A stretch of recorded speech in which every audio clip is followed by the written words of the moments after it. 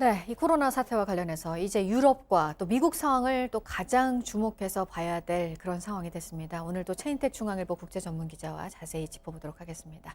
어서 오세요. 네, 안녕하십니까. 네, 먼저 미국 얘기부터 해보면 지금 무엇보다 미국을 짓누르고 있는 건 불안감인 것 같습니다. 이제 생필품을 막 사재기하고 있어서요. 일요일이었는데 트럼프 미국 대통령이 뭐 유통업체 관계자들과 전화를 해서 공급을 좀 늘려달라 이렇게 얘기를 한 걸 보면 좀 상황을 심각하게 판단하고 있는 것 같습니다. 예, 그렇습니다. 지금 그 코로나 팬데믹보다 더 무서운 게 인포데믹이라고 네. 사람들 공포인데요. 미국에서 그게 드러나고 있는 거죠. 화장지를 중심으로 해서 그 유통업체에서 물건들이 지금 동인하고 있고, 최대 유통업체가 지금 영업시간을 단축했습니다. 왜? 이유에 대해서는 지금 물건이 떨어져서 보충할 시간이 필요하다.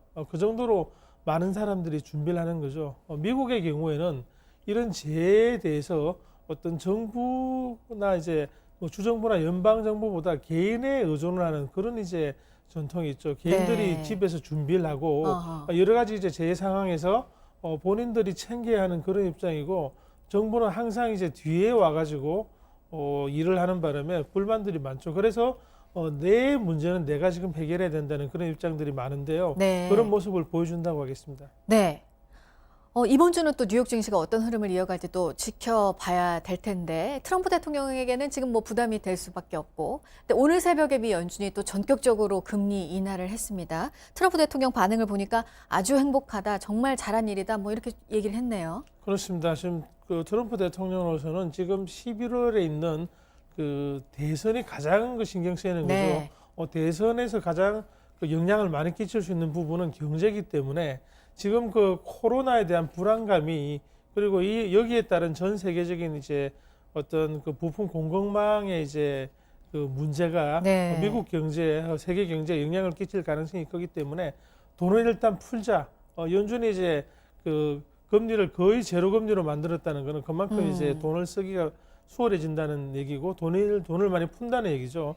이 돈을 풀므로 해서 경제를 어느 정도 안정시키겠다는 그런 트럼프의 생각을 이제 연준이 받아들인 거죠. 네. 그래서 이제 연준이 판단한 거는 트럼프 대통령이 만족을 한 것 같고, 트럼프 대통령으로서는 이제 이 사태가 더 퍼지지 않도록 막아야 될 텐데 어느 정도의 수준까지 조치를 내놓을 거라고 생각하세요? 지금 미국은 의료제도 자체가 자유방임형이라고 이제 불리는 것으로서 본인이 돈을 내든지 아니면은 그 의료보험, 그 사적 의료보험에 가입을 한 사람이 거기에 대한 혜택을 받는 그 시스템이라서 네. 굉장히 그 가격이 비싸고 접근하기가 힘들죠. 그리고 2,700만 명은 의료보호도 의료보험도 없습니다. 그런 분들이 굉장히 취약계층인데요.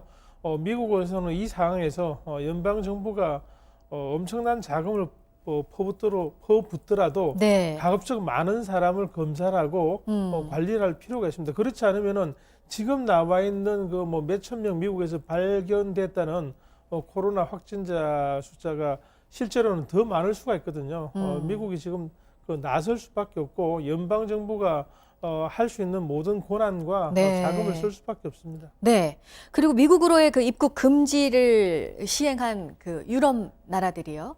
영국과 아일랜드는 빠졌었는데 또 추가가 됐습니다. 영국하면 또 미국의 최대 동맹국 아니겠습니까? 예, 그렇지만 지금 영국에서도 하루에 250명, 어제 바로 이제 251명이 발생할 정도로 네. 계속 그 확진자가 늘어가고, 그리고 영국 의료보험은 비용을 너무 절감하는 바람에 제대로 지금 그 관리를 못하고 있다는 비판을 받고 있습니다. 그런 상황 속에서 영국과 아일랜드만 예외다, 이제 뭐 생겐 조약에 가입하지 않은 나라이긴 하지만 그렇게 하기가 쉽지 않은 상황이죠. 네.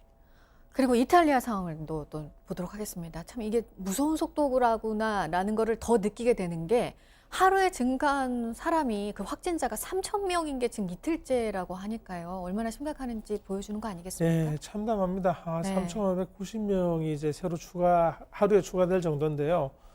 이탈리아는 이제 굉장히 그 합리적으로 지금 많은 사람을 검사하고 하고 있지만, 이 정도로 그 확진자가 계속 늘면은 의료가 감당을 못합니다. 지금 벌써 네. 그런 상황인데요.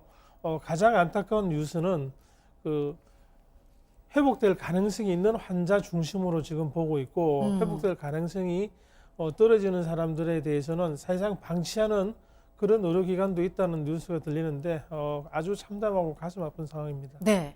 왜 이렇게 유럽 국가에서 확진자가 많이 나오는지 지난주에 한번 짚어주신 적이 있었는데 특히 이 이탈리아와 관련해서는 그 이유 중에 얘기가 되고 있는 것 중에 하나가 중국과의 관계가 또 얘기가 되고 있어요. 어떤 내용인가요? 뭐 중국 1대1로에 참가하기로 MOU를 맺은 지난해 3월에 맺었는데 유일한 G7 국가고 유럽에서도 드문 나라이긴 한데요. 꼭 그 때문에 이제 됐다고 확정을 할 수가 없습니다만은 일단 의심을 해볼 수가 있죠. 그리고 첫 확진 환자는 이제 우한에서 온 중국인 관광객이었고요. 관광객 부부.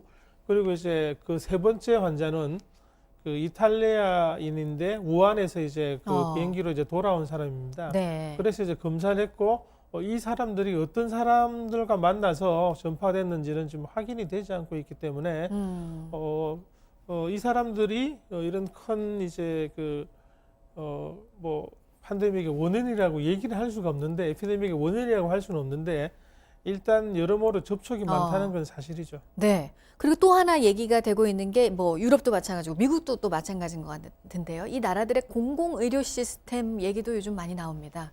예, 이탈리아의 경우는 전체 77%가 공공의료입니다. 네. 사적으로는 굉장히 이제 제한되고 있는데요. 문제는 정부가 지금 긴축 재정을 할 수밖에 없습니다. 왜냐하면은 이탈리아는 그 전체 GDP의 160% 정도가 공공 부채입니다. 정부 부채하고 공기관의 이제 부채인데요. 부채가 너무 많아서 EU 차원에서 규제를 합니다. 그래서 이제 예산을 줄일 수밖에 없는데 그 줄이면서 지난 5년 동안에 병원 한 500여 개수가 이제 줄었고 네. 의사들과 간호사들에게 충분한 급여를 지금 주지 못하고 있습니다. 대부분 정부에서 주기 때문에 그러다 보니까 해외 네. 유출이 많습니다. 그래서 의료 자원이 이제 갈수록 이제 고갈되고 있고 그래서 지금 이런 상황이 터지기 전에도 이탈리아에서는 병원 가기 힘들다는 얘기가 나왔는데 이런 상황이 터지면서 거의 그 코로나19에 대비할 태세가 되어 있지 않다. 그런 지금 비판을 받고 있습니다. 알겠습니다. 여기까지 듣도록 하겠습니다. 최인택 중앙일보 국제전문기자였습니다. 잘 들었습니다.